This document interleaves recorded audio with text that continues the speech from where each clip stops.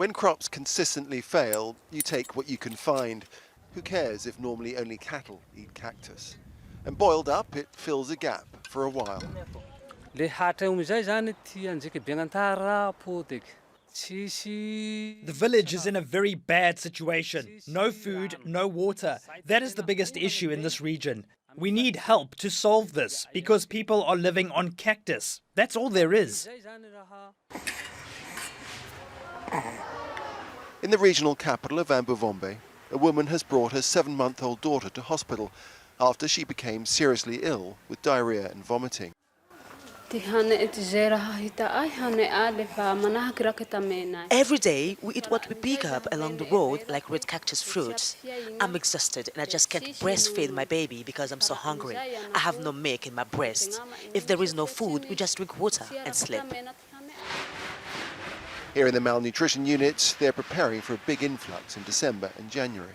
We're going into what is called the lean season, so it's a time when it's very difficult for families to grow their own food, harvest their own food. There's a lack of rainfall.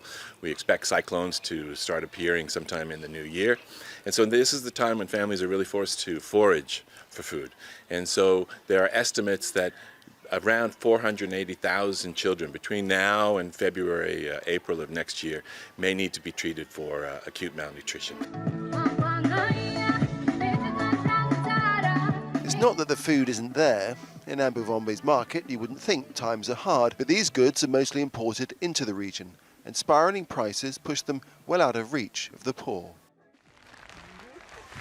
Hundreds of thousands across Madagascar depend on outside support from the likes of WaterAid and the World Food Programme. Here, the government is delivering fertiliser and seeds to farmers, and they need all the help they can get, but if there's no rain, no amount of fertiliser will help. Our soil is fertile, but when there's no rain, things like this cassava die. I think in the future it will be a desert here. I think the next generation will have nothing. They will die.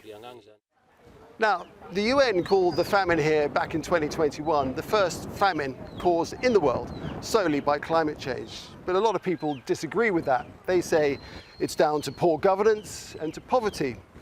The truth, I think, it's a combination of all three. Climate change that's wreaking havoc around the world, causing devastation here in Madagascar. Poverty, 90% of Madagascans live in poverty.